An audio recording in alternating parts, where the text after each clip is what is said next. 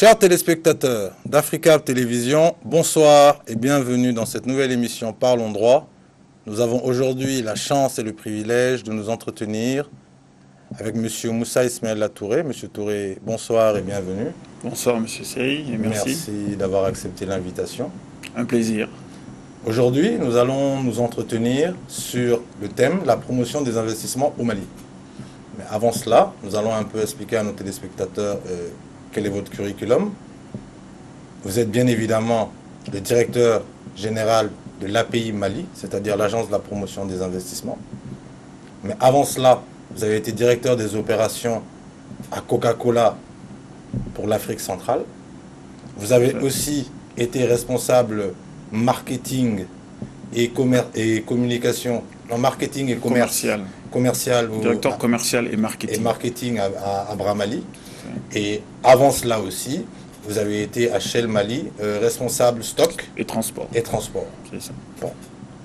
Et vous avez comme formation un DESS en gestion des entreprises de Paris-Dauphine. Absolument. Ça, c'est vraiment de manière très sommaire. Et à côté de ces activités-là, j'ai vu aussi dans votre curriculum que vous avez été en 2006, il me semble, meilleur arbitre africain de l'année, toutes disciplines confondues. Apparemment, vous, c'était le basket. Bon, c'est une petite parenthèse. Toute discipline, c'est vraiment toute discipline. Ça veut dire qu'ils ont évalué tous les arbitres de toutes les disciplines et il y a un prix qui a été donné aux meilleurs. D'accord. Et vous êtes retrouvé... Voilà, j'ai eu cet honneur-là. D'accord. Maintenant, est-ce que vous pouvez nous expliquer aussi également qu'est-ce qu'il faut comprendre par investissement, c'est-à-dire investissement au sens large, et comment faire la promotion de ces investissements, et qu'est-ce que justement la promotion des investissements dans un cadre moins large à ce moment-là, c'est-à-dire dans le cadre économique, socio, politique, de manière un peu plus précise. Bien, écoutez, M. Sey, merci encore pour cette opportunité. Je pense que l'investissement est un sujet passionnant. Et c'est un sujet transversal qui, malheureusement, est pratiqué, mais n'est pas assez connu. Et je pense que des initiatives comme la vôtre, des émissions économiques, sont des tribunes pour évoquer ces sujets d'intérêt généraux. L'investissement, si je peux l'expliquer très brièvement et très simplement, on va dire peut-être c'est toute initiative portée par un acteur économique qui peut être un individu ou une société et qui a pour but de créer quelque chose, d'offrir un service et pour ça il va devoir investir, il va devoir dépenser de l'argent, dépenser son temps, dépenser ses connaissances pour que ce projet puisse se réaliser et se développer. Donc c'est toutes ces activités-là qu'on peut qualifier, à mon sens, d'investissement. Déjà, peut-être pour résumer, si j'ai bien suivi, donc l'investissement, ça peut être un investissement financier, ça peut aussi être un investissement physique, au sens propre du terme, oui. Ou ça peut être un investissement peut-être en industrie, au niveau des connaissances, exactement. De ce genre de choses qu'on met à... Et c'est de là où on va parler justement des différents types. On va parler d'investissement matériel. Donc vous achetez des machines, vous construisez vos locaux, ainsi de suite. On va parler d'immatériel, donc tout ce que vous avez mis en jeu, le temps, vos connaissances, encore une fois, ou d'autres aspects. Et puis l'aspect financier, donc les ressources même qui viennent pour... Mais comment au Mali aujourd'hui, on fait pour faire la promotion des investissements d'un point de vue institutionnel, d'une part, mais après, parce que vous avez eu à rencontrer plusieurs acteurs économiques, et au sortir de ça, qu'est-ce que vous remarquez dans la pratique? Comment ils font au jour le jour pour eux essayer de promouvoir l'investissement? Est-ce qu'ils le font? Est-ce qu'ils ne le font pas? Et si oui, comment? Alors, nous, à API Mali, donc, qui est, comme vous l'avez dit, l'Agence pour la promotion des investissements au Mali, qui a été créée en 2009 dans les textes, mais a commencé ses opérations, ses activités en 2000. Non, ça a été créé en 2005 plutôt et a démarré ses activités en 2009. Notre mission, c'est de promouvoir la destination Mali en tant que destination propice aux investissements. Et pour ça, nous devons jouer sur plusieurs éléments. C'est d'abord une volonté politique qui est affichée, qui va définir les orientations. Ces orientations sont traduites dans des documents qui vont définir la politique, la stratégie. Donc, ce sont des documents qui sont élaborés avec tous les acteurs concernés. Vous avez un exemple de document, par exemple un plan stratégique, oui, un plan national? En fait, il y a un document de politique. Nous l'avons élaboré en 2016, si je ne me trompe pas. La politique nationale de promotion des investissements. Maintenant, cette politique définit une vision. Où est-ce que nous voulons voir le Mali à tel horizon? Et on définit par la suite les axes de développement du Mali pour atteindre, pour arriver à cette vision-là. Maintenant, après avoir défini ce cadre général, qui d'ailleurs se nourrit des autres politiques sectorielles, parce que comme je le disais tout à l'heure, l'investissement est vraiment une activité complètement transversale. Donc nous nous nourrissons des autres politiques sectorielles, la politique de développement de l'agriculture, des énergies, ainsi de suite. Donc une fois qu'on a ce cadre général, nous allons maintenant développer une stratégie, là qui est un document beaucoup plus opérationnel et à une échéance plus courte. Et donc ça c'est vraiment notre outil de travail, j'ai envie de dire, au quotidien. Mais comment... Excusez-moi de vous interrompre, mais comment vous faites concrètement pour promouvoir les investissements dans un contexte, par exemple, comme celui qu'on traverse aujourd'hui, c'est-à-dire coup d'État, crise sanitaire? Il y a quelques années encore, j'étais peut-être pas encore en poste, mais 2012 pareil. Donc, est-ce que c'est facile d'attirer les investisseurs, vu le contexte politique, sécuritaire et économique? Et sinon, comment vous, au quotidien, ou comment vous envisagez de passer outre justement ces premiers éléments qui sont visibles et qui sont palpables, pour inciter ou les nouveaux investisseurs, ou peut-être même des Maliens de la diaspora, à revenir investir au pays? Comment vous vous y prenez concrètement en fait? Alors, c'est une excellente question et ça me ramène un peu à compléter ce que je disais par rapport aux missions de API Mali. Donc, nos missions, je disais, c'est la promotion de la destination, c'est accompagner les investisseurs qui manifesteraient leurs intentions ou qui ont envie de venir au Mali. Donc, nous les accompagnons, nous les assistons dans leur processus d'investissement. Et enfin, lorsqu'ils démarrent leurs activités, nous continuons à les assister afin qu'ils la développent. Le troisième volet de notre activité, qui est directement lié à la promotion des investissements, c'est tout ce qui concerne justement le travail sur l'image du pays. Parce que pour décider d'investir, la notion de risque est extrêmement importante.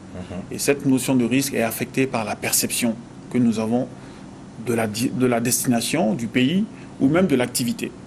Bon, au niveau de l'activité, c'est plus simple, il y a des données économiques qui sont là, ainsi de suite, mais la perception d'un pays, c'est très subjectif. Donc ça se travaille. C'est une activité que nous faisons, mais qui est moins connue. D'ailleurs, elle se fait grâce à vous en partie, avec des campagnes de communication qui vont vendre les bonnes pratiques, les success stories, des gens qui ont réussi, montrer des exemples et partager les bonnes nouvelles tout simplement. C'est vraiment beaucoup de ça. Et juste pour terminer, le dernier volet de notre activité, c'est faciliter justement, aider le Mali à se faire beau en fait. Donc montrer que il est facile d'investir, il est facile de créer une entreprise, il est facile de mener des activités, ou en tout cas contribuer à ce que ça soit de plus en plus facile. Et pour ça, nous avons le guichet unique qui est là au service des créateurs d'entreprises, au service des investisseurs, afin de diminuer, entre autres, les interactions multiples avec l'administration. D'accord. Donc, si je comprends bien, l'API est une sorte de passerelle entre les potentiels investisseurs, aussi bien locaux qu'internationaux, et l'État. C'est-à-dire vraiment de manière très schématique. Mais moi, je reviens encore une fois sur ma question.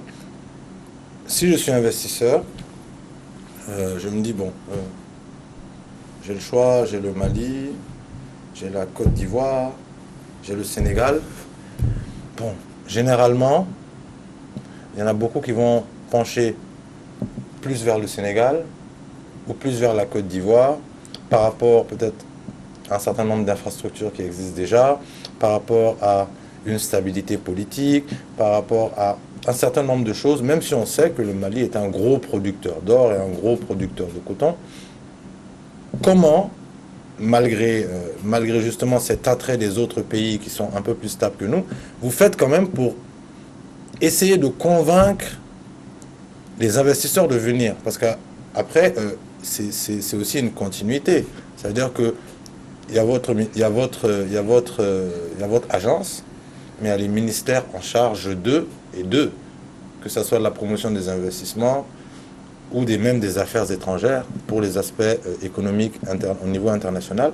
Comment vous faites concrètement pour dire à un investisseur, au lieu d'investir au Sénégal ou en Côte d'Ivoire, venez au Mali? Pourquoi je viendrai au Mali investir? Exactement. Donc ça, c'est sur la base justement de notre document de stratégie qui met en lumière les avantages que le Mali a par rapport à d'autres. Par exemple, comme avantage. Je vais y arriver. Vous l'avez dit, ces pays côtiers ont un premier avantage, c'est l'accès qui est facile par rapport à un pays enclavé comme le Mali. Donc, et qui génère des coûts supplémentaires dans l'exploitation. Donc nous avons connaissance de ces contraintes et en face, nous développons des outils et nous essayons de promouvoir des services pour compenser ces contraintes que nous avons. C'est pour ça que le gouvernement du Mali s'est doté, par exemple, d'un code des investissements qui prévoit des dispositions et des incitations en faveur de ceux qui décideraient d'investir, qu'ils soient étrangers ou maliens. Par exemple, à partir de 100 millions de francs CFA d'investissement, tout investisseur peut prétendre aux avantages du code, qui sont essentiellement de deux ordres. Des avantages au cordon douanier, pour un projet industriel, lorsque vous importez des machines, si votre projet est agréé, vous allez bénéficier d'une exonération de droits de douane sur l'importation de vos machines et équipements qui auront été validés. Et le deuxième niveau, c'est au niveau de la fiscalité intérieure. Lorsque vous démarrez votre activité, vous allez être exonéré de payer la TVA, par exemple, sur une certaine période. Vous allez bénéficier de réduction du taux de l'imposition sur les sociétés pendant une période aussi. Donc c'est un certain nombre de dispositifs qui sont là pour justement créer cette attirance des investisseurs pour le Mali. Les autres pays aussi ont des dispositifs similaires, mais quand nous faisons la comparaison et du fait des handicaps que nous avons, nous essayons d'être un peu plus agressifs en termes d'offres et d'avantages que les autres. Donc ça, c'est un des outils pour assurer la promotion de la destination Mali. Mais ce n'est pas le seul. Nous avons d'autres atouts qui sont peut-être même plus importants. C'est le potentiel d'investissement lui-même. Nous avons des secteurs qui sont, dans lesquels le Mali est reconnu comme vraiment ayant plus d'opportunités que les autres pays, notamment ceux qui nous entourent. Vous avez parlé de l'or, nous sommes quand même un des champions africains à ce niveau-là. Nous avons au niveau de l'agriculture, nous avons des terres qui sont largement disponibles et bien irriguées, ou en tout cas le potentiel d'irrigation est là aussi. Donc des terres favorables à l'investissement, à l'agriculture je veux dire. Et aujourd'hui d'ailleurs notre stratégie c'est non seulement développer la production agricole, mais surtout assurer la transformation pour créer de la valeur ajoutée. Et donc le Mali dispose d'un certain nombre d'atouts qui nous permettent d'aller attirer les investisseurs et de les accompagner.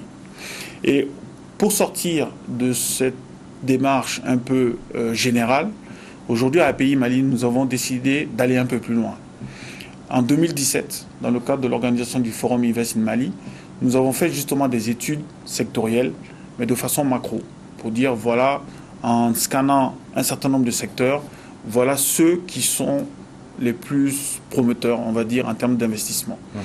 Et nous nous sommes focalisés sur 4 d'entre eux. Maintenant, nous allons un peu plus loin, nous sommes en train de finaliser des études de projets d'investissement bien dimensionnés, type, en fonction des opportunités qui existent dans ces secteurs-là, donc dans différentes filières. Quand vous quittez le niveau des secteurs, vous descendez dans les filières, donc vous allez voir par exemple une filière comme la pisciculture ou la filière des cuir peau, où des opportunités sont vraiment là, mais pas exploitées. Donc nous avons commis des spécialistes pour monter des dossiers, des projets d'investissement, maintenant que nous allons prendre et aller voir les acteurs locaux d'ailleurs en premier, en leur disant « Hey, voilà une opportunité, pas besoin d'aller loin, c'est ici au Mali, avec tant d'investissements, vous allez pouvoir générer tant de revenus. Et mieux, pour le faire, vous allez tel fournisseur d'équipement, ainsi de suite. Nous allons vraiment travailler pour faciliter la décision d'investissement. » Du coup, vous avez marché sur ma langue parce que vous avez répondu à la question que je voulais vous poser après, qui était de savoir pourquoi ne pas justement inciter au niveau national des gens qui ont un portefeuille ou des deep pockets, comme on les appelle, à investir dans ou des startups ou des secteurs ou des filières prometteuses qui peuvent justement générer un certain nombre de ressources. Donc si c'est déjà prévu dans la stratégie, tant mieux. Ça veut dire qu'on a répondu à cette problématique-là. Mais par contre, vous, au jour le jour, on sait qu'on a un dispositif légal qui est là. On a même un arsenal juridique, si on peut se permettre cette expression. Et on a un peu les mêmes problèmes que dans beaucoup de secteurs, la non-application, la non-compréhension, la non-appropriation, la non-explication, etc. Est-ce que vous rencontrez ce type de difficulté-là de manière quotidienne avec les personnes qui viennent vous voir en vous disant on veut créer une entreprise? Est-ce que, parce que normalement, il y a aussi, je pense, à votre niveau, je ne sais pas comment ça se passe exactement, un travail, en plus de veille, mais un travail aussi d'accompagnement, de sensibilisation et de formation. Donc, comment ça se passe? Première question. Et une deuxième question qui vient toujours dans le même cadre. Quelles sont les difficultés que vous rencontrez? Parce que dans vos activités, il y a forcément des difficultés que vous rencontrez qui peuvent être de différents ordres. Donc si vous pouvez nous donner quelques exemples de ces difficultés-là également. Et dans un troisième volet, donc une troisième question, et tout ça dans le même développement, nous dire qu'est-ce que vous préconisez comme solution pour justement faire face à ces difficultés que vous rencontrez au quotidien. Je vous donne la parole. Alors, oui, en ce qui concerne le premier volet, qui est qu'est-ce qu'on fait pour faciliter les choses. Lorsque les investisseurs viennent nous voir, concrètement, qu'est-ce qu'on fait? La première difficulté, le premier obstacle les questions sont imbriquées. Le premier obstacle de la promotion des investissements, de façon générale, mais particulièrement au Mali ici, c'est l'accès à l'information. Je le dis souvent, pour l'avoir pratiqué moi-même avant d'être dans cette position, ne serait-ce que pour pouvoir obtenir des textes qui régissent un secteur qui intéresse l'investisseur, il était très souvent avant obligé de prendre son avion, si c'est un étranger, venir jusqu'à Bamako, juste pour avoir un texte de loi. Aujourd'hui, partant de cette expérience et de l'analyse de l'environnement que nous avons faite, nous avons facilité l'accès à l'information. C'est vraiment, vous ne pouvez pas imaginer ce que ça représente et ce que ça peut représenter comme coût et frein à l'investissement. L'accès à l'information, et elle existe. Mais comment y accéder? Donc, nous avons très rapidement, dès que nous avons pris fonction, travaillé sur cela. Comment? En commençant à enrichir le site de l'API Mali, qui était bien fait, et qui avait des documents très intéressants, mais des documents très obsolètes, qui dataient de 2012 à l'époque, ainsi de suite. Donc nous avons fait un travail de mise à jour de ce site-là, en l'enrichissant et en menant d'autres fonctionnalités, et en rendant le maximum de documents disponibles. Ça, c'est déjà la première étape. La deuxième étape, c'est tout ce qui concerne les services d'accompagnement. Quand vous allez attirer l'investisseur, il faut continuer à l'assister. Parce que notre administration, elle est de nature lourde et pas très efficace. Donc, si vous le laissez seul, il va vite se décourager et il va aller voir ailleurs. Donc, nous nous efforçons de fluidifier cela.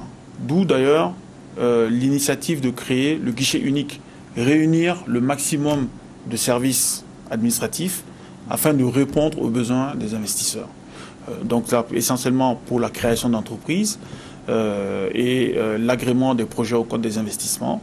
Donc vous venez, vous avez un interlocuteur à API Mali, vous déposez votre dossier là-bas, vous repartez, on vous donne rendez-vous, vous revenez, vous prenez vos documents de l'entreprise qui est créée. Je vous interromps juste 10 secondes pour vous dire qu'il nous reste 2 minutes. Je vais vous laisser finir et après on va aller sur une dernière question. Mais juste pour rebondir sur ça, ça c'est à Bamako.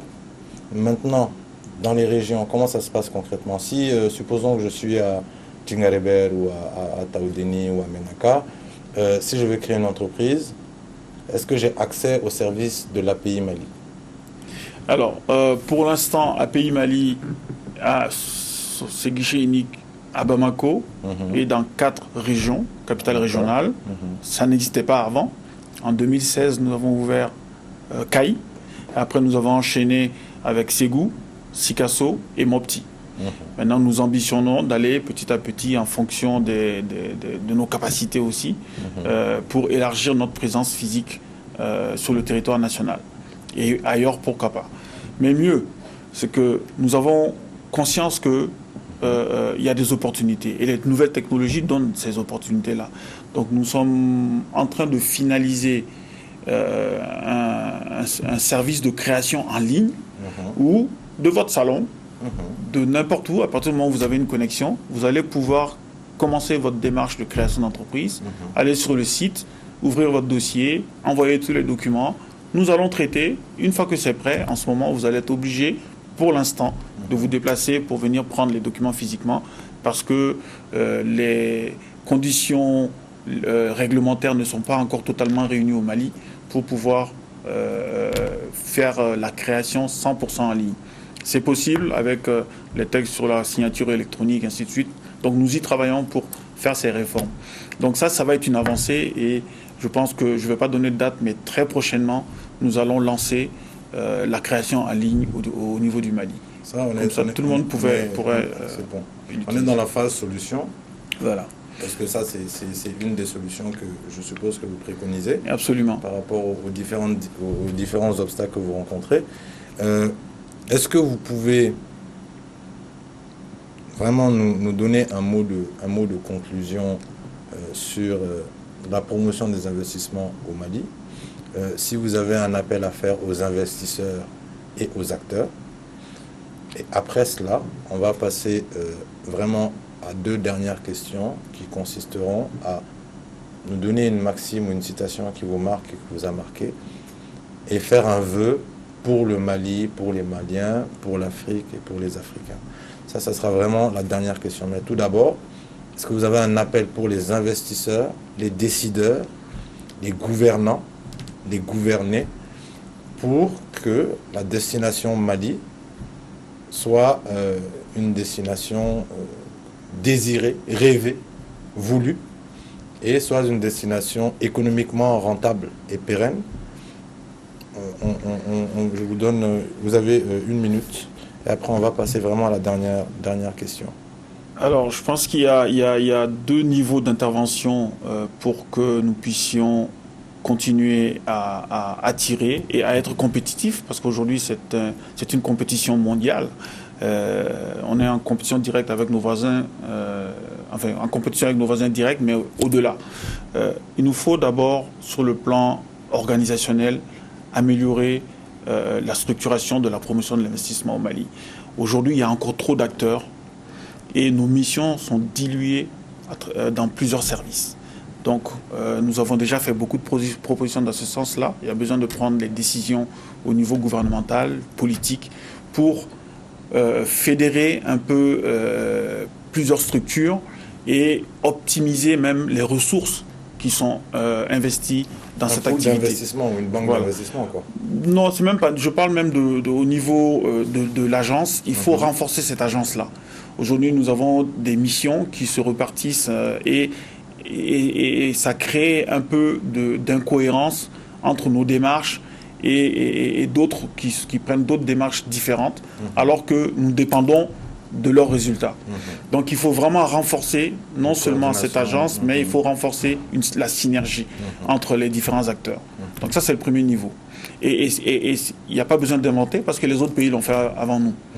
La France, le Maroc ont fusionné il y a quelques années seulement, 2-3 ans, leur structure pour faire une seule agence qui s'occupe de cela. Et la deuxième chose, le deuxième niveau, c'est d'améliorer les outils dont nous disposons, le code des investissements dont je parle. La dernière version en cours de validité date de 2012. Nous avons sur la table et dans le circuit de relecture un nouveau projet. Donc nous souhaitons que le gouvernement porte ce projet-là, parce que compte tenu justement des difficultés que notre pays traverse depuis une dizaine d'années, qui font que c'est encore plus compliqué de faire sa promotion, nous avons besoin d'être plus attractifs. Et donc nous avons proposé des réformes et des initiatives innovantes dans le nouveau projet de code des investissements. Et donc qui vous a marqué, la maxime, c'est une philosophie de vie personnelle que je tire de ma petite expérience que j'ai, de la vie, du professionnel et de l'éducation que j'ai reçue de mes parents. C'est la suivante, c'est que j'ai dit, il n'y a que le travail qui paye. Si vous travaillez, tôt ou tard, vous allez récolter les fruits. Faites de votre mieux, on ne vous demande pas l'impossible. On vous demande de faire ce que vous savez faire et de votre mieux, tout simplement. Là où vos capacités vous arrêtent, les autres seront là pour vous aider à dépasser ça et pour faire plus. Un vœu pour le Mali, pour les Maliens, pour l'Afrique, pour les Africains en 30 secondes. Le Mali est le seul véritable bien commun que nous avons. Donnons-nous la main pour le chérir. Donnons-nous la main pour le faire avancer. Mettons le Mali au devant de toutes les priorités, à commencer par nos priorités individuelles. Je pense que c'est la seule voie pour que nous puissions continuer à avancer. Chers téléspectateurs d'Africa Télévision, malheureusement nous arrivons au terme de cette émission.